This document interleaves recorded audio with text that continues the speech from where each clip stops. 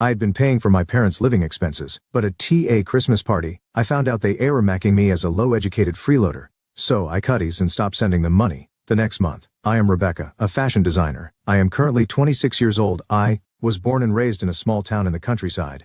I lived there with my grandparents, my parents, and Ashley, my sister, who is 7 years younger than me. Ashley was very much adored, and the family's attention was always on her. As a result, her opinions and whims were often prioritized, and I became accustomed to being overlooked. In the background, there was a noticeable difference in how our parents treated us. For example, on Ashley's birthday, she would receive luxurious toys, whereas my birthday gifts were combined with Christmas and limited to just one present, often educational tools or books that weren't very exciting to a child. When Ashley joined the soccer team, our parents started attending her practices and games almost every week. I was also in the tennis club during middle school, but even on the day of my last match, my parents didn't come. The reason? They had to drive Ashley to her practice. This is how my parents always prioritized Ashley over me. There were times I wanted to cry, but the one who encouraged me was none other than Ashley. When our parents compared us, she would firmly respond, "That's not true. My sister is smart too. She always helps me with my studies, and she's amazing." A few days after my last match, she said, "Well done," and made a small bouquet with flowers she gathered from the local park, presenting it to me. Ashley had grown into a child with a kind heart. Meanwhile, our grandparents who lived with us often reprimanded our parents for their behavior and were protective of me. However, before I graduated from high school, my grandmother passed away, and my grandfather followed her a few days later. Ashley always stood by me, but it seemed to bother our mother. She began to treat Ashley more harshly, threatening, "If you keep defending your sister, I'll make you stand outside." It was during the cold winter months when the snow began to fall.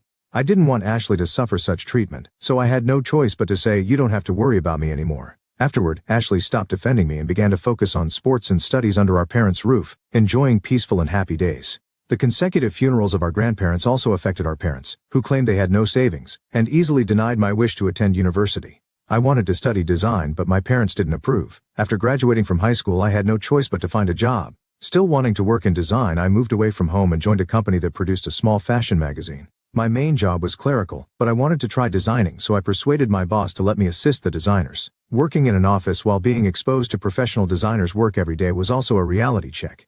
However, that reality only fueled my motivation, and my dream of becoming a fashion designer grew day by day. I dedicated all my free time to studying, returning home only minimally. When I did visit, I was met with only cold words from my parents. Instead, I focused on studying design on weekends, acquiring specialized knowledge through online courses and other means. Thanks to my efforts, the company recognized my dedication, and I was finally welcomed as a member of the design team. My passionate work ethic resonated with the surrounding designers, who generously shared useful materials and connections with me. 3 years later, I had grown to take on projects as a full-fledged fashion designer. 8 years after graduating from high school and becoming accustomed to my job, I heard that Ashley was preparing for her university entrance exams. She was aiming for a prestigious private university's medical school. Ashley maintained top grades locally due to her daily efforts, and her admission was almost guaranteed. Remembering how she supported me as a child, I wanted to support her in any way I could. A few months later, Ashley was successfully admitted to the renowned medical university. When I heard the news of her acceptance, I was truly happy and immediately expressed my congratulations. "Ashley, congratulations. You worked hard. Going to cram school every day? Amazing." Ashley modestly thanked me, but then she brought up a concern. "Actually, it seems that a donation is needed for the medical school. It's not mandatory, but Dad and Mom say it would be embarrassing if someone from the countryside didn't pay.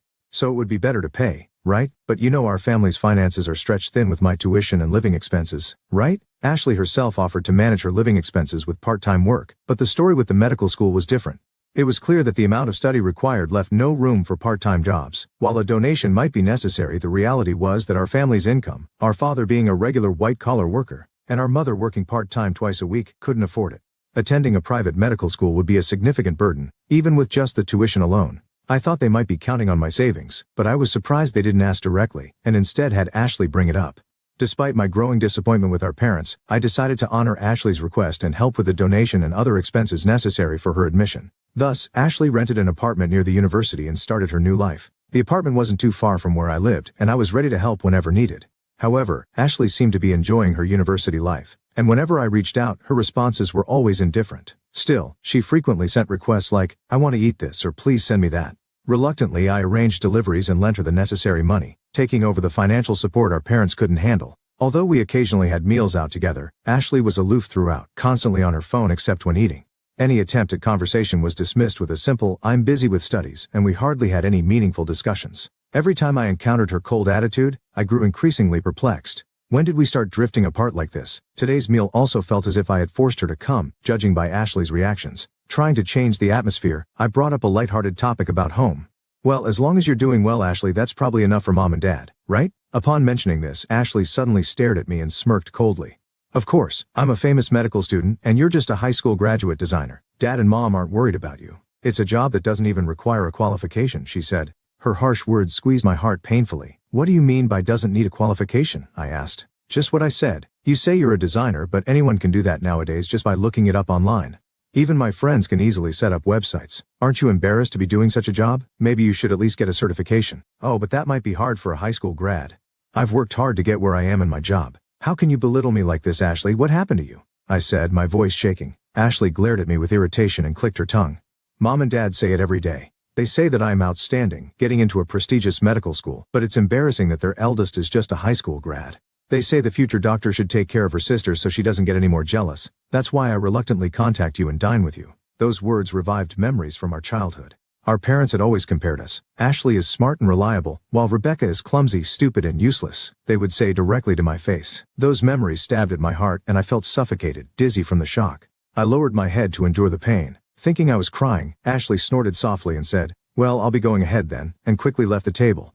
With her new life at university, Ashley had become a completely different person. Our parents' constant praise saying, "Ashley's peers are all geniuses unlike anyone seen locally," must have inflated her confidence even more. Additionally, the daily accolades from our parents saying, "Ashley is truly a genius, you will be a great doctor in the future," must have encouraged her attitude further. In the shadows of that, the demeaning remarks about me were repeated. Our parents' attitudes must have influenced Ashley to some extent. At year's end, I planned to reserve a dinner at a local restaurant to celebrate my raise. When I mentioned it to our parents, they said, "Bring Ashley home with you," and I reluctantly agreed to go home with her. Ashley seemed busy with studies and training as this was her first time returning home in a while.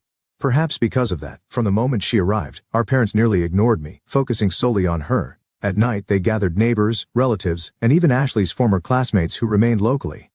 A lavish spread of dishes was laid out with ordered pizzas and a barbecue in the garden, and a grand party began. Just as I was about to address the real reason for the party by taking the microphone, my mother grabbed it and started saying, "Today, we are here to announce that Ashley has been accepted into medical school and will become a respectable doctor in the future." This party was planned to celebrate my promotion. Shocked by my mother's words, I tried to correct the story, but my father stopped me. Then Ashley, energized by the gathered crowd, began boasting aloud.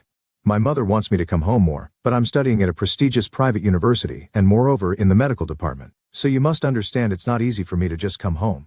In medical school, we often need to cooperate as a team, not just individually. So if I alone return home, it causes trouble for others. Everyone asks me for help when they don't understand something, and it's a bit overwhelming."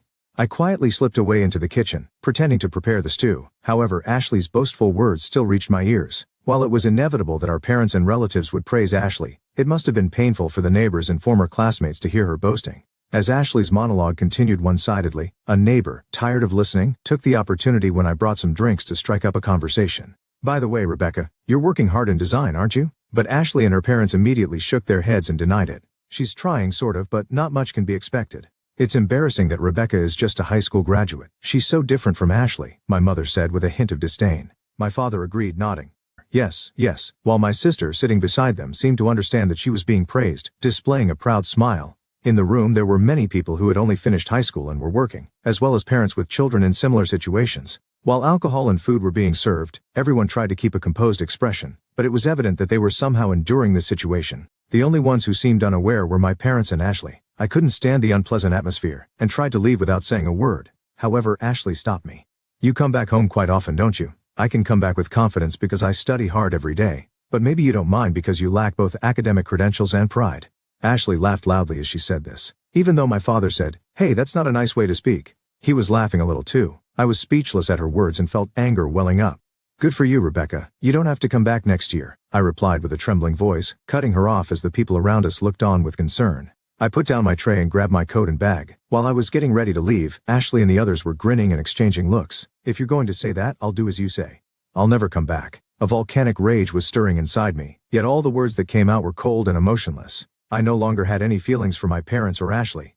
When I spat out those words, the three family members waved cheerfully. "Don't ever come back." On the way to the bus station, I was desperately suppressing the urge to scream. Returning home had always been painful, When I was aspiring to be a fashion designer, I hardly went home, using my studies as an excuse. But as I grew as a professional, I struggled with the inescapable bond between parent and child. Ashley is much younger, and still a student. It might not be easy for her to understand the hardships I faced since entering the workforce. However, my parents must have worked to some extent to raise 2 children. Yet, because Ashley was academically gifted, they continue to praise her as a genius while demeaning me. Their childish words still echoed in my mind. While I felt anger, I also felt a deep disappointment squeezing my heart. If I valued my work, I couldn't continue such a relationship even if they were family. I was appalled by Ashley's terrible behavior, but it prompted me to decide to completely cut off my relationship with my parents. Several months after making this decision as a new academic year was about to start, I received a sudden call from Ashley. She had not contacted me at all since then. She also sent multiple messages saying, "Please answer the phone." Reluctantly, I picked up. "Hey, what about my tuition?" There was a mix of fear and urgency in Ashley's voice. I answered calmly. "I paid for the admission fee, donation, and your 1-year tuition." "No, I mean the tuition for the 2nd year. The university is telling me to pay it quickly because it hasn't been paid yet for this year." "What are you telling me this for?" Ashley was at a loss for words on the other end of the line. Indeed, I had used my savings to pay for Ashley's expensive tuition, but what I paid was the admission fee, donation, and tuition for the 1-year.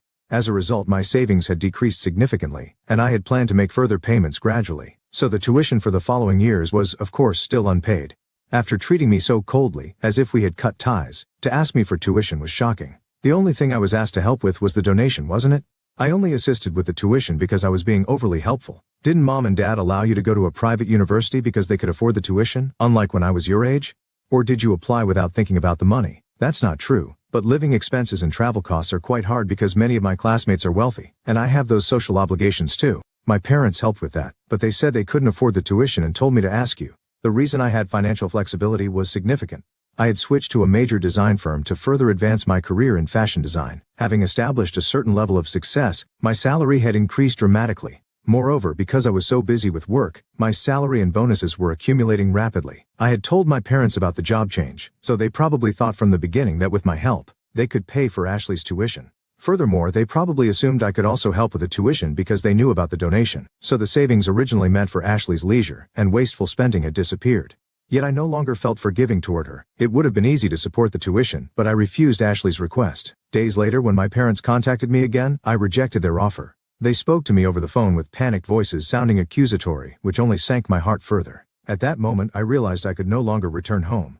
They were only counting on my money, not truly wanting my support as a family member. There was no reason to be exploited for my savings without any discussion. Ashley called me almost every day, crying over the phone. If there had been even one sincere apology, I might have reconsidered. However, her words were always, "Please pay for my tuition. If this continues, I'll be expelled. I'm doing scholarships and part-time jobs, but it's not enough at all. What do you think everyone will think if a student as excellent as me gets expelled?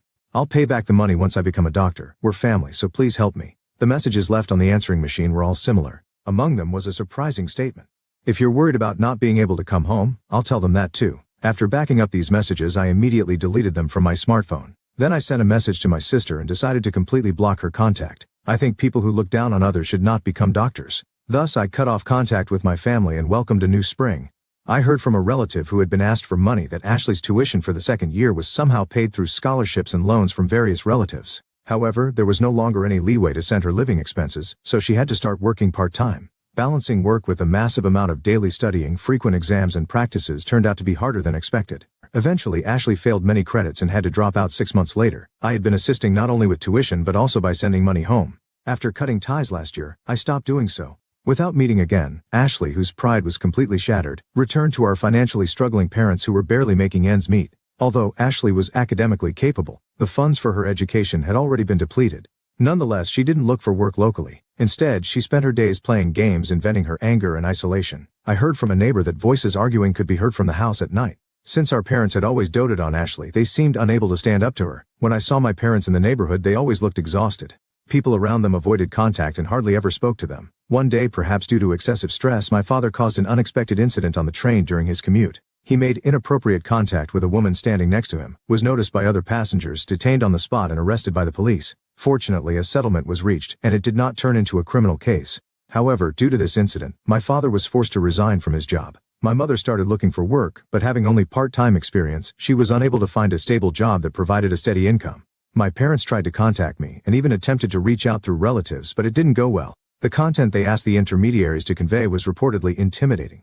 The relatives understood there were issues with my parents and told them, leave it to us, but eventually began ignoring their messages altogether. As a result, my connections with my family gradually faded, and I was finally able to regain a peaceful daily life.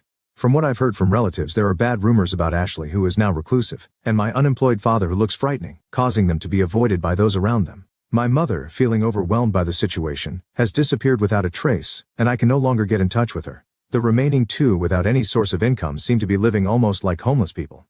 If there had been a warm relationship with the neighbors, it might have been somewhat comforting. However, given their previous attitudes, it's difficult for them to gain understanding from those around them. Meanwhile, I am successfully building my career in the design industry. Recently, I've been selected to participate in high-profile projects, marking a significant step up. This has prompted me to finally launch a plan I've been considering for a while. That plan is to take university entrance exams. Since my finances have been improving smoothly, I intend to tackle this challenge once my current project is completed. Looking to the future, I'm also considering starting my own business. I want to deepen my knowledge not only in design, but also in management. I'm thrilled about this new challenge.